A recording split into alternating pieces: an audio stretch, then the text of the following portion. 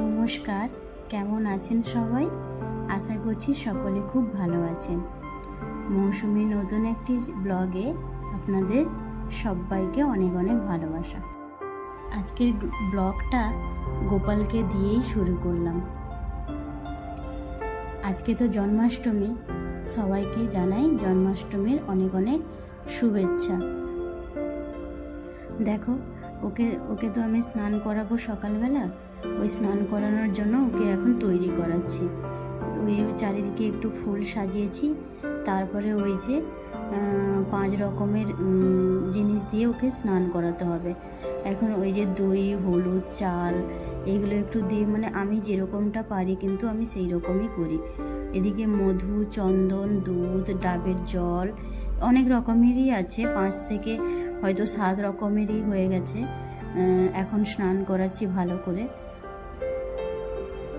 এখন ওই স্নান করিয়ে তারপরে আমি পুজো দেব।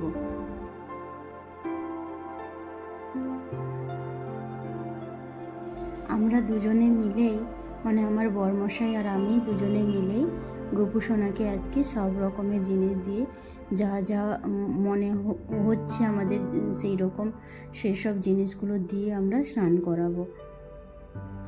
আমি আগে করিয়ে নিয়েছি, তারপরে এই যে বরমশাই করাচ্ছেন।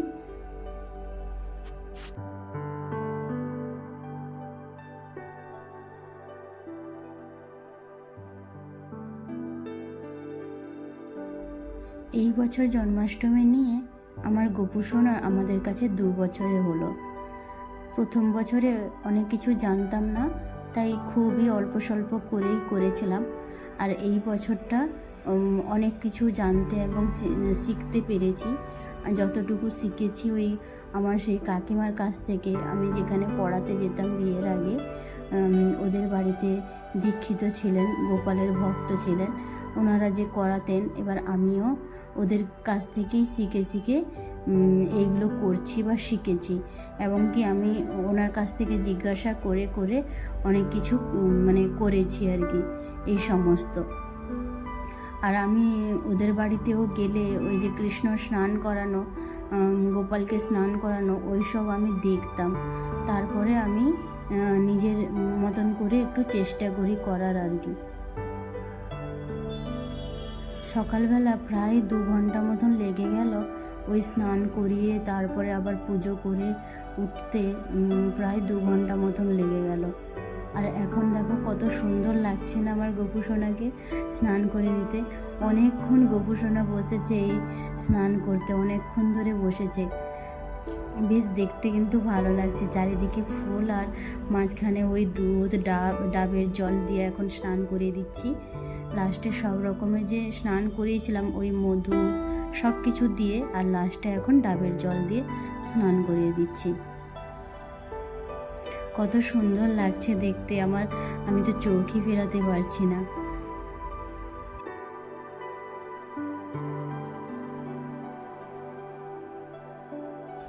আর এই সব কিছু সম্ভব হয়েছে আমার বরমশাইয়ের জন্য। ও যদি আমার পাশে না থাকতো না, ও যদি আমাকে হেল্প না করতো, আমি কোনো কিছুই পারতাম না। কিন্তু ও আমাকে প্রচুরভাবে হেল্প করে আর প্রচুরভাবে পাশে থাকে বলে আমি সব কিছুটা পারি করতে।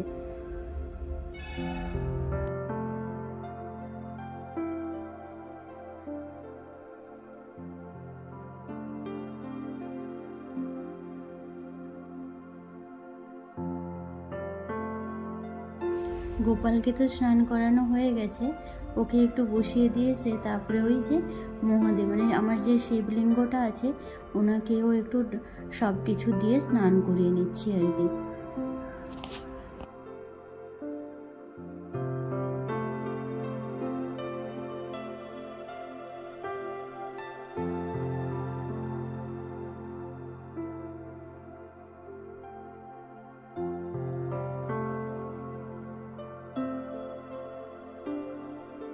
দেখো, আমার গোপু সোনাকে রেডি করে দিয়েছি যতটুকু পেরেছি।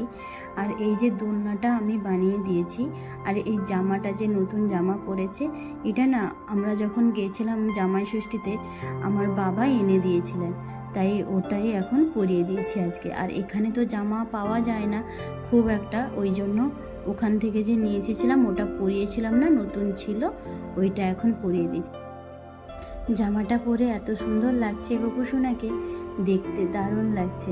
আর এখন ওই কিছুটা বেলুন ফুলিয়ে আমি ওই পিছনের দিকে একটু লাগিয়ে দিয়েছি, কারণ এখন তো রান্না করতে বসে যাব, তারপরে সময় পাবো না পিছনটা সাজানোর জন্য। এখন এখানে বসিয়ে দিয়েছি, তারপরে আমরা এখানে যে রান্না বান্না করব গোপুসোনা বসেই এখান থেকে আমাদেরকে দেখবে। আর এই দোলনাটা কিন্তু আমি বানিয়েছিলাম। এই যে গোপুসোনার জন্য রান্না বান্না কিন্তু বসে গেছে। এখানে একটু পায়েসের জন্য দুধটা বসিয়েছি, দুধটা ফুটে গেলে তারপরে চালটা দেব। আর এই দিকে ওই যে তালটা বসিয়েছি, দেখো তালটা এখন জল জল মতন আছে, একটু মেরে মেরে একটু গ্রেভি মতন করে নেব আর কি, একটু শক্ত টাইপের হবে। তো তালের তো পিঠে মালপোয়া এগুলো বানাতে হবে, ওই জন্য তালটাকে ভালো করে ফুটিয়ে একটু মেরে নিব।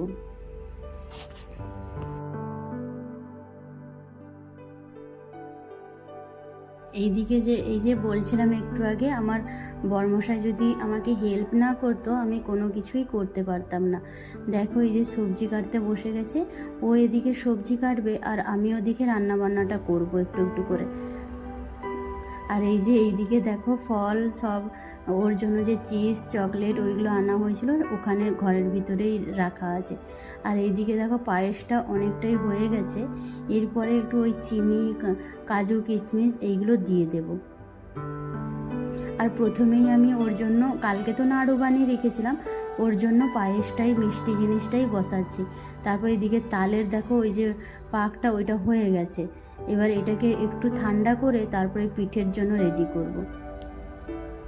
আর এই দিকে একটু আমি ময়দা মাখিয়ে রেখে দিয়েছি, গোপুসোনার জন্য ওই একটু লুচি বানাবো। এখন ওই তালের যে বড়া পিঠেগুলো ওইগুলো একটু ভাজা আরম্ভ করেছি আর কি। আর এইগুলো যদি আমি করে প্রথম যদি করে ফেলি, পায়েসটা তো ওদিকে হয়ে গেছে, ওটা একটা বড় ছিল কাজ, কারণ ওটা তো নাড়তে হয়, সব সময় দাঁড়িয়েই থাকতে হয় অনেকক্ষণ ধরে। আর এইগুলো মানে ভাজতে হবে দাঁড়িয়ে দাঁড়িয়ে, মানে ছাড়া যাবে না, ওই জন্যই ওইগুলো আগে করে নিচ্ছি, তারপরে ওই রান্না বান্না করবো আর কি। এখন প্রায় ওই 12টা-1টা মতন বেজে গেছে জানো তো, মানে তাড়াতাড়ি করে সব কিছু না করলে না, অনেক রকমের রান্না বান্না আছে, সবগুলোই তাড়াহুড়ো করে করতে হচ্ছে। একদিকে তো পিঠে বসিয়েছি, তারপরে আরেকদিকে ভাবলাম যে ওই ননস্টিক কড়াইগুলো ছিল আমার, এইগুলো নিরামিষের জন্য রাখা আছে গোপাল সোনার জন্য, আর ওইগুলোতে আমি বসিয়ে দিচ্ছি 5 রকমের ভাজা। আস্তে আস্তে করে হবে, দিলে সব কিছু তাড়াতাড়ি করে হয়ে যাবে আর কি। দুটোতে বসেছি। আজকের এই ভিডিওটা এই পর্যন্ত, হাফ পর্যন্ত দেখালাম আপনাদেরকে। আর পরের ভিডিওতে পুজো আর বাকি আইটেমগুলো কি কি রান্না করেছি সব দেখাবো।